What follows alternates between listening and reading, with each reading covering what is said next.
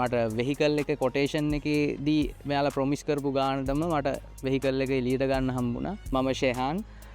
මට පරණ වාහනේ අප්ග්‍රේඩ් කරන්න රික්වයර්මන්ට් එකක් තිබ්බා. ඊට පස්සේ පොඩ්ඩක් රිසර්ච් කරා මොකද්ද කාර් සේල් එකකින් ගන්නවද නැත්නම් පර්සනල් ඉම්පෝර්ට් කරනවාද කියලා. ඊට පස්සේ මම කොටේෂන්ස් ගත්තා. ඒ වගේම පොඩි රිසර්ච් එකක් කරා.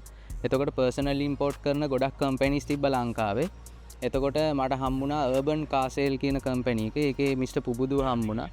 එයාත් එක්ක මම මේ ගැන ඩිස්කස් කරනකොට මගේ තිබ්බ ප්‍රශ්න අහනකොට ගොඩක් ට්‍රාන්ස්පේරන්සි තිබ්බ. ඒ වගේම අහන ප්‍රශ්න වලට ක්ලියර්ලි ඉන් ඩීටේල්ස් එයා සොලියුෂන්ස් දුන්නා. ඒ වගේම මේ ප්‍රොසෙස් එකේ යනකොට කිසිම මේ ලාස්ට් මිනිට් හැසල් වුන්නේ නැහැ. මොකද වැට් රෙජිස්ට්‍රේෂන් හැම දෙයකම ඉන් ඩීටේල් සපෝට් කරා.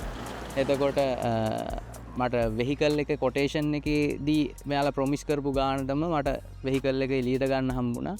ඔයාලත් අලුත් වෙහිකල් එකක් අප්ග්‍රේඩ් කරන්න පර්සනල් ඉම්පෝර්ට් කරන්න අයිඩියා එකක් තියෙනවනම් ඔයාලට හොඳම පොයින්ට් එක තමයි අර්බන් කාර් සේල්ස්.